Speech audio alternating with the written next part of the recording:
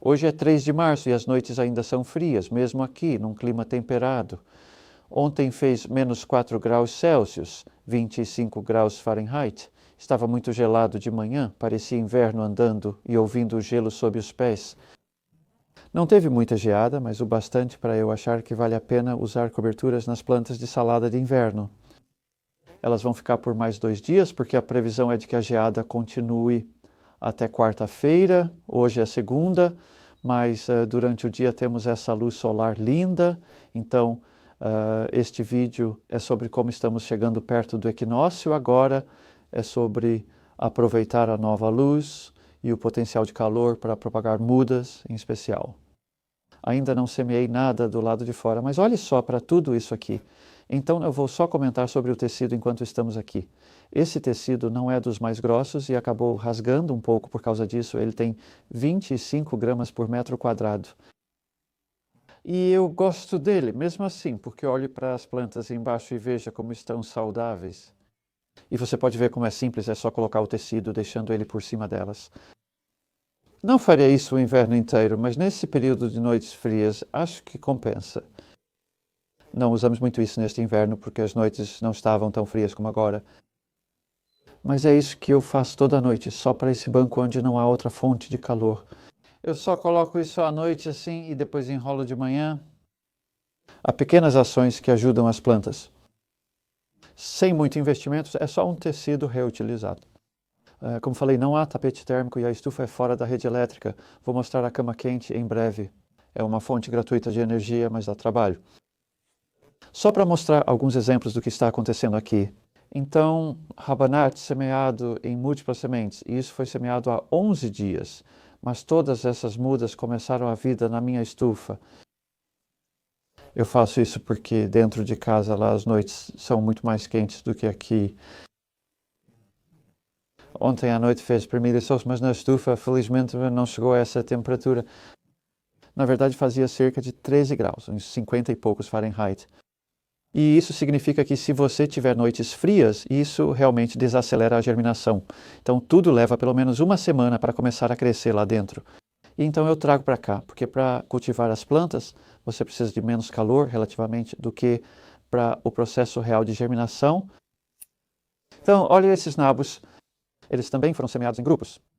Procuro uma luz com cerca de 4 rabanetes. Talvez precisemos desbastar esses pequenos.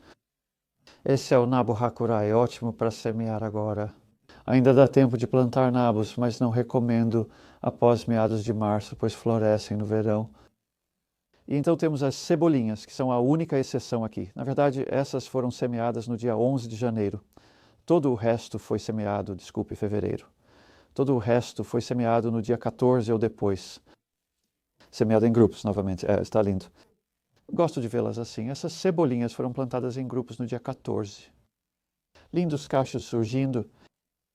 Essas sementes também são da Premier Seeds Direct. Estou satisfeito. Faço coleções mensais com eles. Essas estão demorando um pouco mais, isso é funcho. Na verdade, vou colocar essas de volta na... Bem, elas nunca estiveram na cama quente, porque só recentemente eu fiz a cama quente. Depois temos bastante alface aqui, como você pode ver, porque eu realmente vendo muitas folhas de salada. A alface na primavera e verão é o principal ingrediente e representa quase todo o processo e produto. Depois temos alguns repolhos de diferentes tipos, incluindo alguns roxos e alguns couve-rábano roxos, e foi daqui que veio a alface. É um transplante, uso uma pequena ferramenta.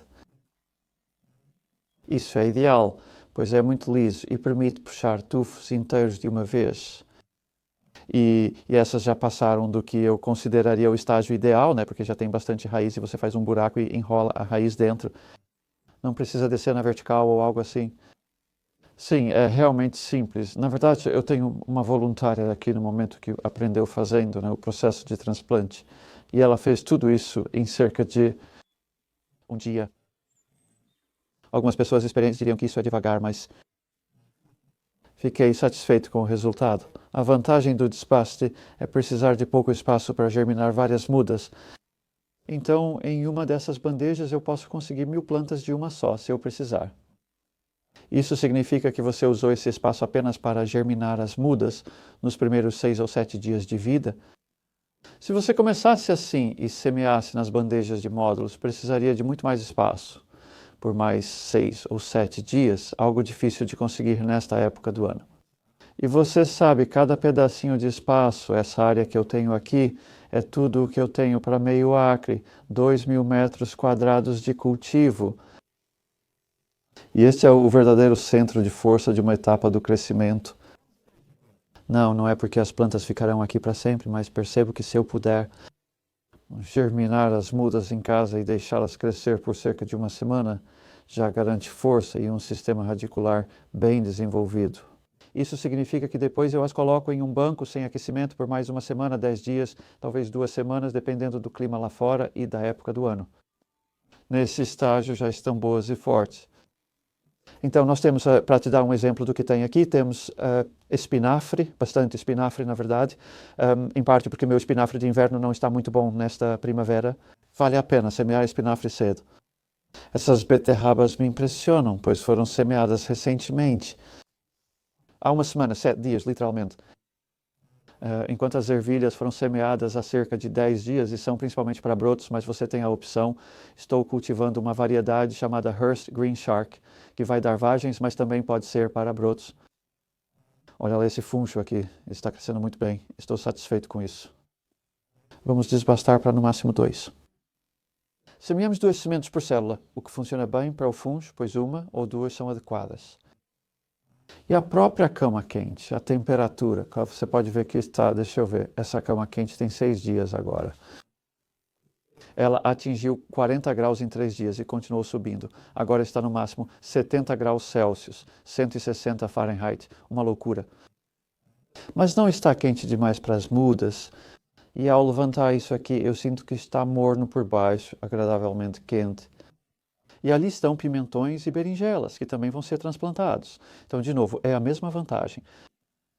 Mudas que exigem muito calor, mas ocupam pouco espaço para cultivar várias e fazê-las crescer. Aí, mesma história. Provavelmente há. Se separarmos todos, deve dar uns 250 aipos mesmo. E 250 aipos encheriam só umas 4 dessas bandejas. Porque o meu modelo de bandejas de módulos, o CD, é chamado de 60 células. Todas têm células do mesmo tamanho, mas quantidades diferentes nas bandejas. E muita gente já está me perguntando agora sobre ervilhas. Sabe, uau, dá mesmo para cultivar ervilhas nessas bandejas, porque elas não são muito profundas. Agora vamos dar uma olhada. Porque o que acontece é que as raízes descem e aí meio que batem no fundo. E então, bem, não pode ir além porque não é uma bandeja funda, mas na minha experiência isso não faz diferença. Elas se enrolam um pouco, depois ao colocá-las no solo, as raízes crescem e se desenvolvem para baixo e para os lados. E tudo o que posso dizer é que funciona. É uma forma disso ser distribuído em vários.